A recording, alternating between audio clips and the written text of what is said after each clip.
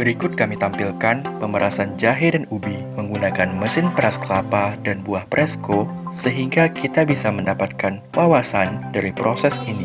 Video ini mungkin dapat menjadi inspirasi dan ide bisnis bagi para viewers. Hasilnya mungkin tidak seperti yang diharapkan, tapi mesin ini bisa dikombinasikan dengan mesin lain untuk mendapatkan hasil yang lebih baik. Semoga video ini bermanfaat untuk meningkatkan produktivitas usaha Anda.